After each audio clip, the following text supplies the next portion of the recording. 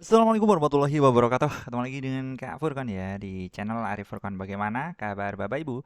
Semoga senantiasa dalam keadaan sehat ya dan diberikan kelancaran di segala aktivitasnya. Seperti biasa ya, sebelum Kak Furkon membagi informasi dalam video kali ini, Kak Furkon ingatkan ya untuk Bapak Ibu yang baru saja bergabung ya atau baru saja menemukan video di channelnya Kak Furkon. Di sini channelnya Kak Furkon itu membahas informasi up to date ya seputar dunia pemerintahan.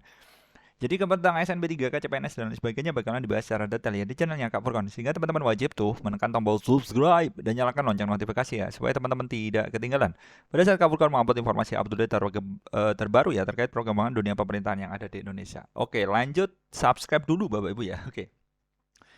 Di sini Bapak Ibu perlu perhatikan kontrak P3K per waktu segera berakhir. Keputusan Menpan RB ini jadi patokan selanjutnya. Lah, apa ini keputusan ini?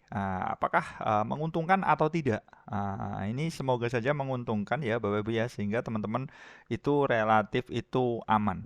Karena untuk P3K paruh waktu memang untuk gaji dan regulasi itu semuanya adalah instansi yang mengatur ya Bapak Ibu. Jadi pusat tidak ikut-ikut karena memang dalihnya itu menyesuaikan anggaran. Menyesuaikan anggaran yang ada di instansi masing-masing. Sehingga ya itu tadi pasti bakalan ada perbedaan yang cukup signifikan antara instansi A dan instansi B. Pasti nanti ada sebuah perbedaan. Itulah yang akan mungkin harus disolutifkan ya, harus ada solusi dari pihak Menpan RB maupun BKN. Seperti itu. Nah tentunya masa depan ribuan pegawai pemerintah dengan perjanjian kerja paruh waktu di daerah Indonesia kini berada di persimpangan jalan. Dengan rata-rata masa kontrak itu berakhir di Oktober 2026, para pegawai ini hanya memiliki waktu sekitar 7 bulan untuk mendapatkan kepastian status mereka. Bisa saja teman-teman nanti di PHK, ya kan? Di PHK ataupun teman-teman malah beralih status menjadi P3K yang full time. Ini yang diharapkan lah, ya kan? Semua pasti berharap teman-teman akan beralih status menjadi P3K yang full time seperti itu. Dan nanti berdasarkan keputusan Menpan RB nomor 16 tahun 2025, nasib mereka ini akan ditentukan evaluasi kinerja dan ketersediaan anggaran. Kuncinya tetap pada anggaran daerah ya Bapak Ibu ya. Anggarannya itu cukup atau enggak?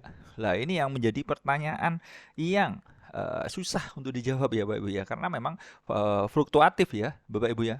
Tiap tahun itu pasti bakalan berubah kalau bukan pusat yang menentukan atau instansinya sendiri. Nah tentunya masa kontrak 1 tahun dan evaluasi kinerjanya itu bagaimana?